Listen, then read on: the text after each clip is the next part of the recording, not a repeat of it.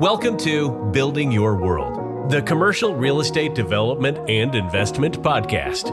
Here, you can find insightful discussions covering industry-related topics across all asset classes and markets. Okay, hello, and welcome back to Building Your World. I am Nicholas Long, and I'm joined again by my co-hosts Will Ellis and McKay Brabham. And today we are doing our 2024 commercial real estate predictions episode.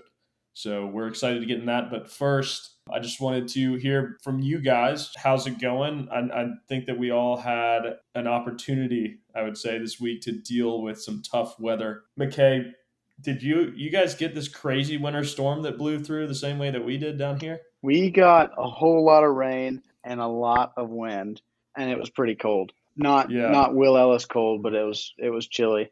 Thankfully, nothing that impacted our projects like Will had, but it's been an interesting week. A bunch of the schools up here closed for a little while. Yeah, we saw the same thing. School closures, office closures. The Charleston MSA was pretty much shut down for the most part, and winds got up to like 60-mile-an-hour gusts. And Will, y'all been having winter storms in the Rockies? Yes, sir. It started snowing yesterday. It's going to snow on and off for the next 5 days, and we're going to get about 30 inches of snow. Phew, that's a lot. Well, powder days. I hope you get an opportunity powder days. I hope you get an opportunity to get out there. Are you this weekend? Oh, I will definitely be out there on Saturday. Sweet.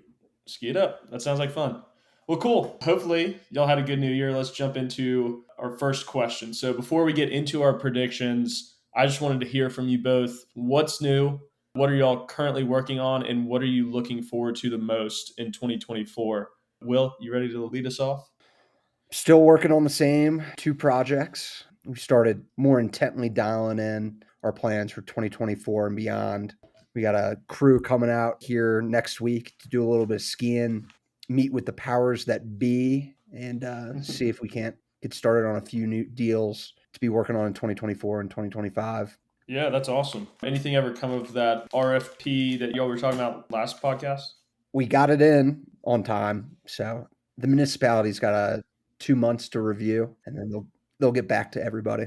Well, cool. The king of workforce housing in the Rockies. Good luck to you on that. What are you looking forward to most in 2024? More snow. It's a little contradictory. Okay. You want snow in your personal life, but you don't want it in your professional life. Exactly. Yeah, well, that's great. Doesn't have to be related to real estate. That's cool. Awesome. Now, what about you, McKay? What are you currently working on? What's new? What are you looking forward to the most in 2024? Yeah, so 2023 was a big year. We were fortunate to still have a few construction starts on some larger speculative industrial projects. So this year is all about trying to lease those projects. We made a few solid acquisitions last year in the kind of flex industrial space as well as office space. Y'all might remember in December, I think early December when we were last on, I mentioned we were either about to or had just closed on a 115,000 square foot office deal.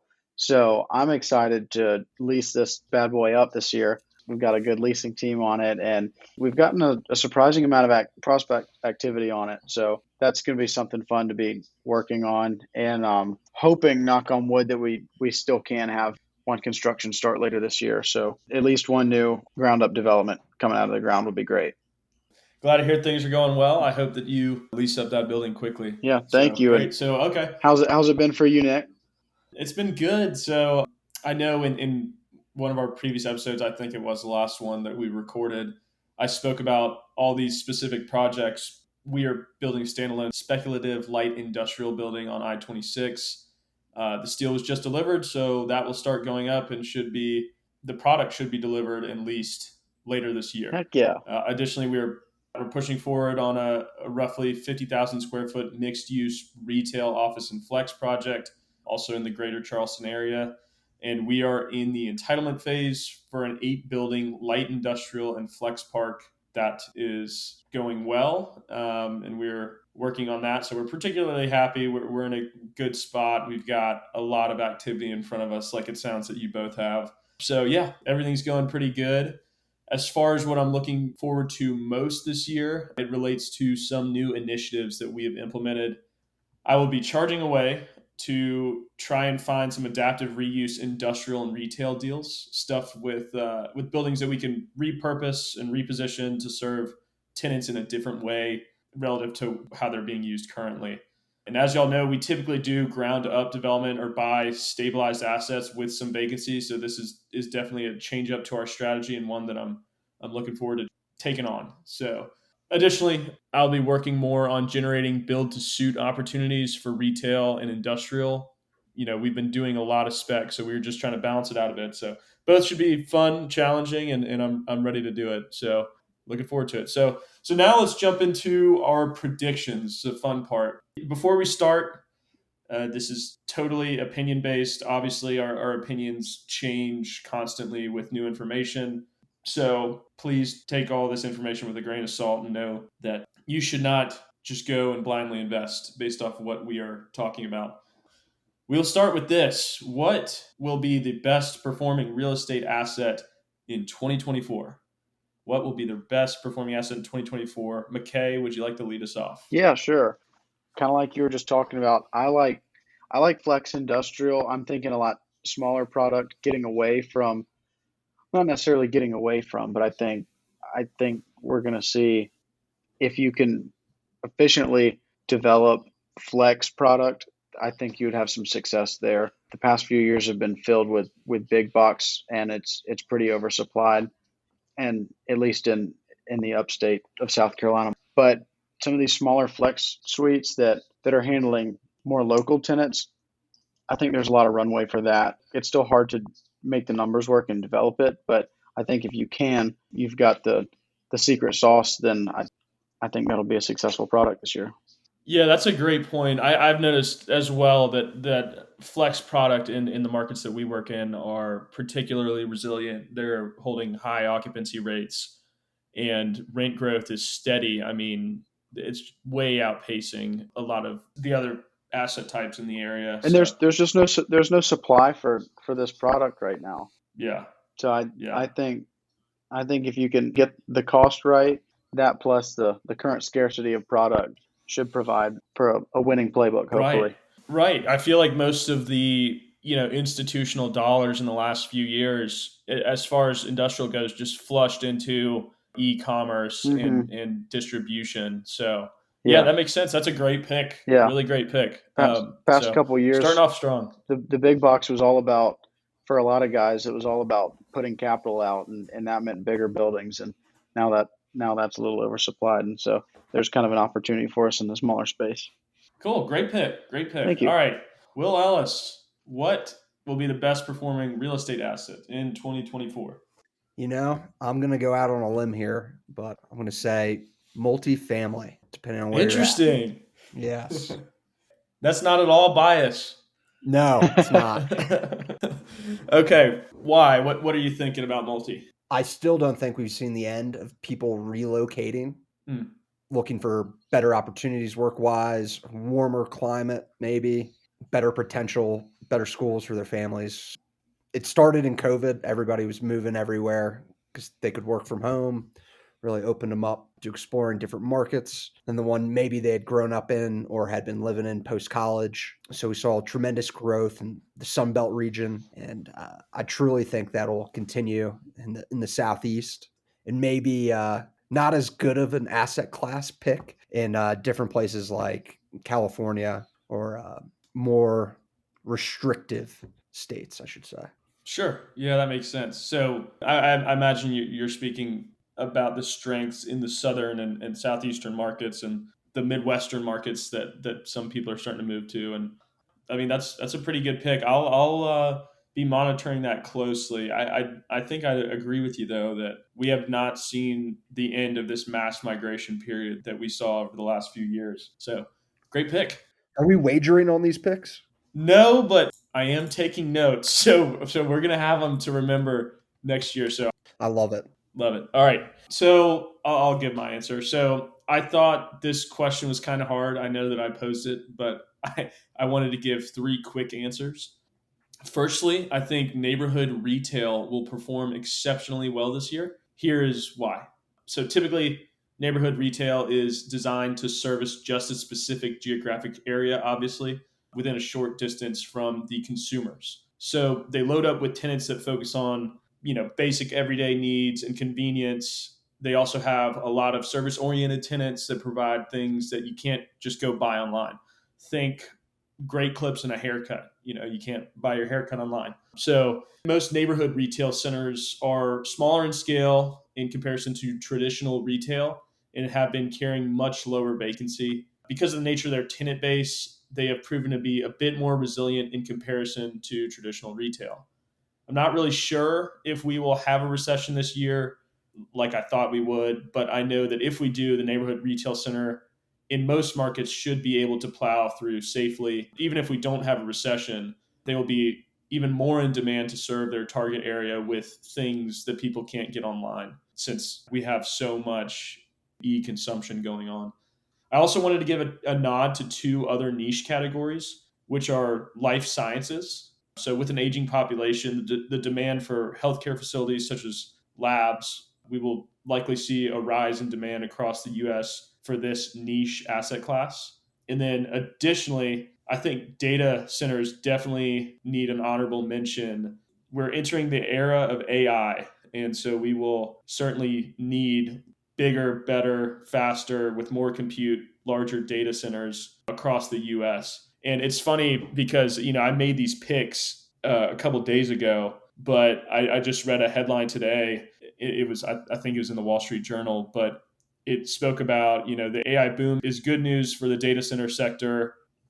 Vintage Data Centers, which is a data center development group, they're getting a $6.4 billion equity infusion from Digital Bridge Group and Silver Lake. It's definitely a boom in time. According to Green Street, shares of real estate investment trusts focusing on data centers rose by 30% in 2023 in comparison to 10%, the industry average. So let's move along to our next question. Your prediction for the worst performing asset class of 2024. Will, what is your worst performing asset class of 2024? The suburban office market. Interesting. I knew office would come at some point, but I don't know when I think it's going to rebound, but I think it will rebound. But I'm going to push it off for this year, and I'm going to say that it's in the future. So why specifically suburban? I know that we've noticed a huge drop off in occupancy in large American cities.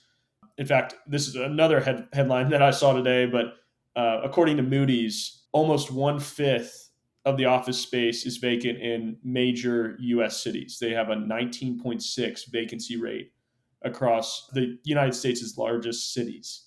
So why suburban? Some might think that suburban office would do better than traditional downtown business centers. So why suburban office? So I believe that the workforce that is actively working has different preferences as it relates to where they live, where they go to work, what kind of environments they like.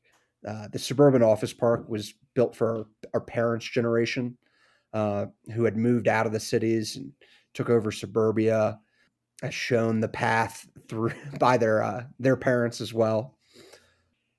But now the generation that is actively working, they prefer to be in more dense urban settings. And I don't think the leases that are coming up for renewal at these large corporate suburban office parks will be renewed as those companies reevaluate how to attract and retain the best possible workforce while also reducing their overhead costs as it relates to the space they need. Right. Interesting. So would you say that you're long on office space inside of large MSAs this year because of how deep the dip was in vacancy? I would. I think they'll be leased up, but at much, much lower rates. And those people that are currently leasing space, I believe it's a great opportunity for them to go back and renegotiate. Great. Okay. Well, that's an interesting take. I've got a comment on that. I think it's still for office towers and CBDs where there's a lot of vacancy.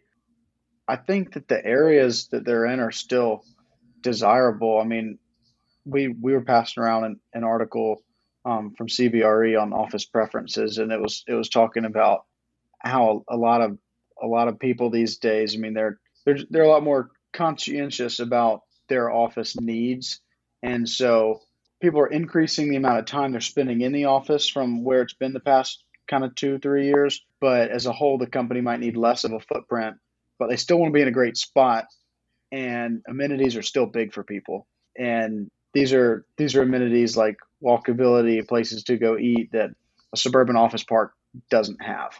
So I think office has that going for them, but at the same time, there's a lot of big towers with a lot of vacancy, and if more people are spending more time in the office, or it's some kind of hybrid thing, but they're wanting to reduce their footprint, it's still going to be a while before we see levels of occupancy like we're used to.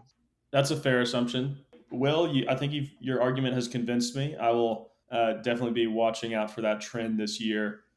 19.6 is the vacancy rate of office in major U.S. cities. Looks like Will is predicting a rebound in that to some extent and a decline in the suburban office market. McKay, what is your worst performing asset class for 2024? Thank you, Nick. My worst performing asset class for 2024. I don't know if I chose an asset class that was already dead, but I said malls. Um, I kind of hitting on a point that I was just making a little bit. A lot of retailers over the past few years have been reducing their footprints. If they've got kind of last mile distribution nearby, they're probably not needing as much space to keep product in the back, when they can get it quicker, or they just ship it direct to the consumer after the consumer has had kind of the opportunity to come in and experience what the product is like, and they might not even be stocking anything. I also think that these retailers are probably wanting better locations as people aren't spending time in malls in general. And I even read an article the other day about how Macy's, Bath and Body Works, and Foot Locker are all these kind of mall type tenants that are making hard pushes to off mall locations. And I read that even Foot Locker is planning to close 400 mall locations by 2026, and that's an Wow. initiative that they've already started, I think, a little over a year ago.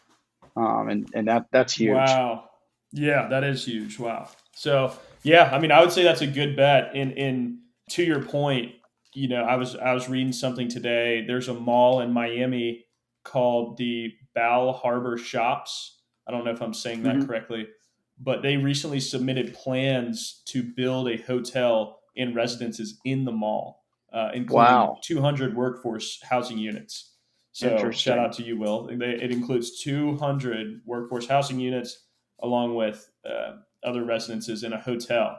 So it's interesting to see how some people are starting to repurpose malls. I would think that your bet is a good one. So malls are definitely going to suffer unless they figure out a way to do sort of what this mall in Miami is doing, which is finding a way to generate the consumer foot traffic by having residences and tourism or hotels. Yeah, So yeah, yeah. I think it's pretty accepted that the mall as we have known it and grown up with is dead. But the conversation's interesting when you start talking about what's the highest and best use now.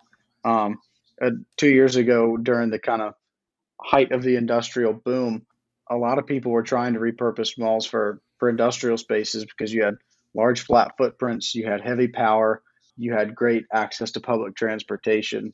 But now the rush has kind of subsided, and so I don't think people are trying to undertake projects like that at the moment if they haven't already been done. yeah, that's a good point. Good bet. Could you add in last mile delivery into that scenario Nick was describing in Miami? Half the mall be essentially a Yeah, warehouse. yeah, yeah, Yeah. And that's sort of what Will was just talking. I mean, sorry, that's sort of what McKay was just talking about too. I feel like that would be a great use. I never really thought about it, but yeah, the transportation network that malls have access to is generally pretty great. So, yeah. last mile should be a pretty good use. I'm sure that we'll see, or we could see that popping up as an alternative use for malls going forward. Pretty interesting. So good pick for that. Okay, for mine, the worst performing asset class of 2024. At one time, I thought I was going to say office for this, but as I said a bit ago, I do think that office is going to be making some sort of rebound. Definitely, I think more so on the back half of the year. I'm going to go with hotels and hospitality for this year as the worst performing asset class. I think that the efforts of the Fed have worked at a slower rate than people assumed. Like everyone was calling for a recession in 2023, I think that the consumer is worn out. The rate of personal savings is hanging around 4%, which aside from 2022 is the lowest it has been since pre-08 financial crisis. I think that people are going to be taking a break on traveling this year.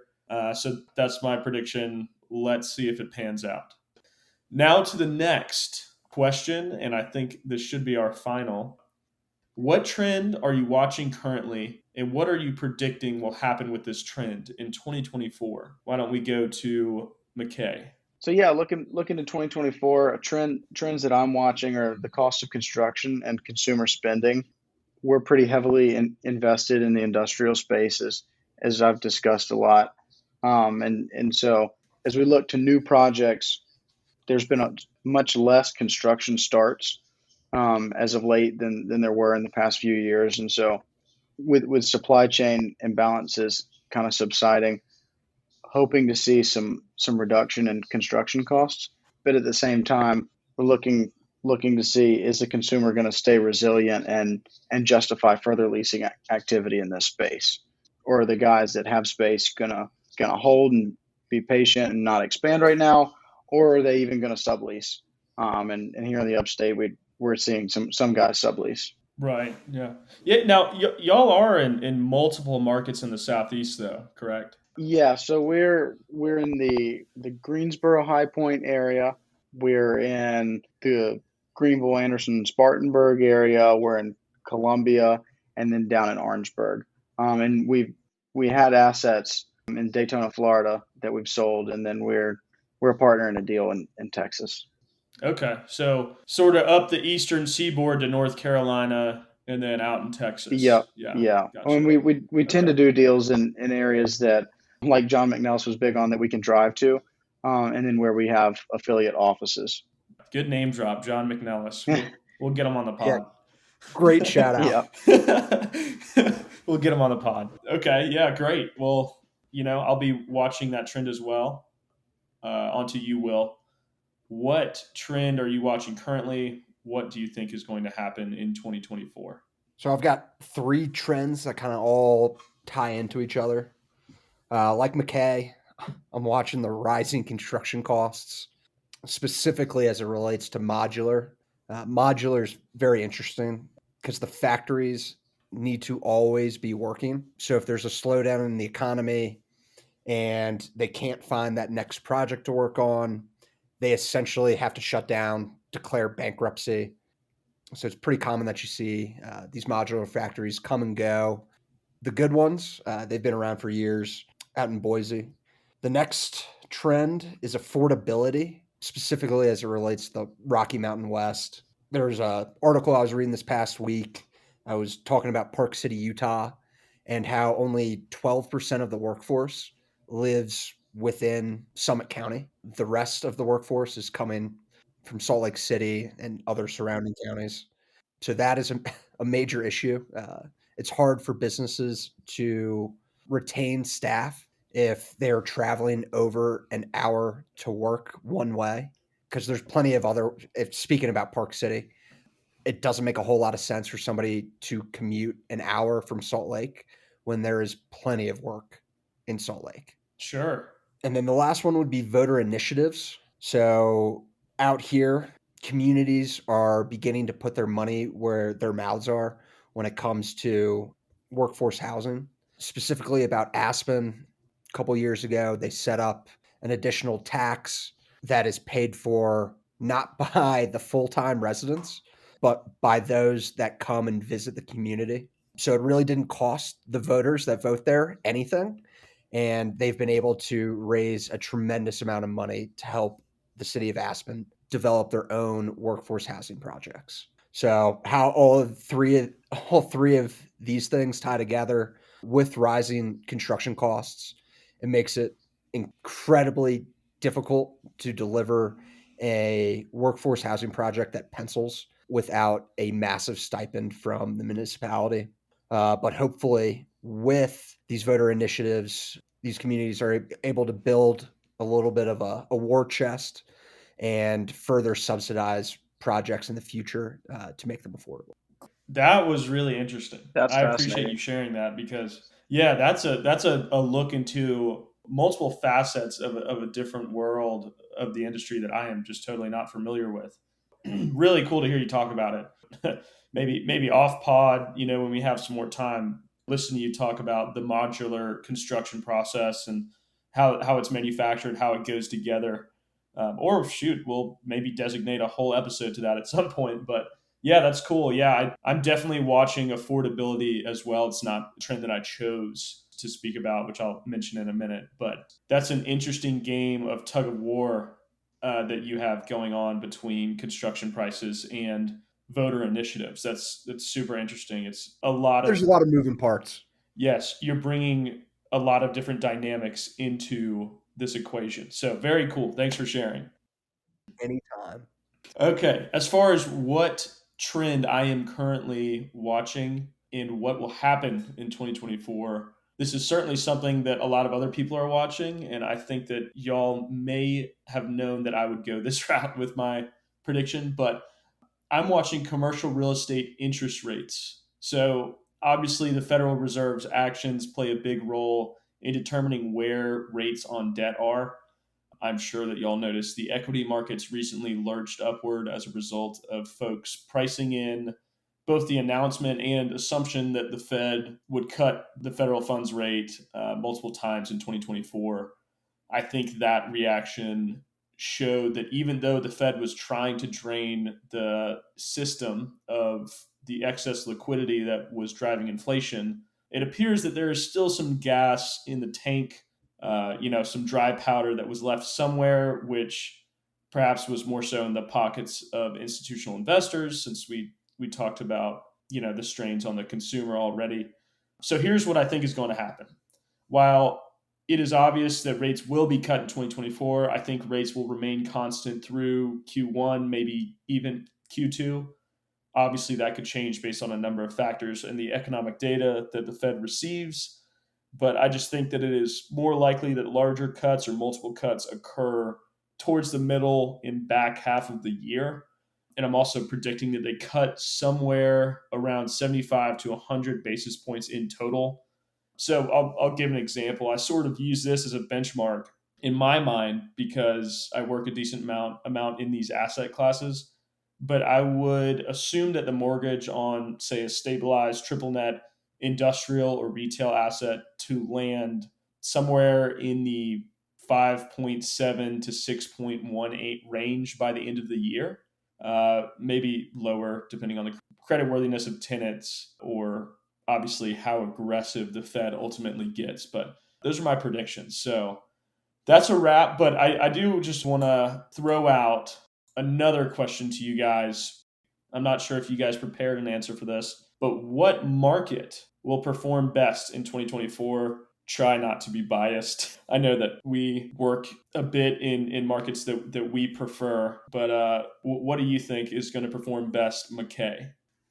I'm excited to watch Orangeburg, South Carolina over this next year. I mean, we're pretty heavily invested there, so I am biased on it, but it's a totally different animal than a Greenville Spartanburg, but it's kind of a peripheral market to Charleston, which has been really interesting to watch grow over the past few years.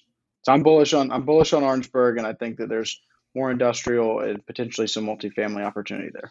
Very specific, going with a tertiary market. I give you credit for that. Thank you. All right, Will. You're right. I did not have an answer prepared for this, but I'll go with Greenville Spartanburg. Your old backyard. Yep, I'm heavily invested in the Spartanburg market. A whole house. Yes. Have you rented your old residence yet?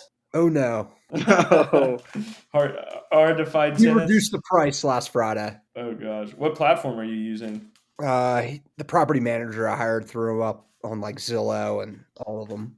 Okay, gotcha. Well, I Check picked it out. Austin. 234 South Spring Street, Spartanburg. That's great. That's funny. Well, I mean, mine's not nearly as fun as y'all's. I picked Austin, Texas. It's been blowing up. A lot of tech companies moving out there. A lot of people in general moving there. Seems to be a great market to be an owner of commercial real estate. I'm not sure. I know it's pretty competitive and hard to get into, but I would imagine that this trend will continue in 2024. Will, you mentioned people are going to probably continue their mass migration from certain states to others. I think Texas is pretty well positioned to handle further growth, and they're open for business. So that's why a lot of these tech companies are relocating. So that's my pick. So good pick. great picks, everyone, all around. Great podcast. Thanks for tuning in, and we'll see you next time on Building Your World.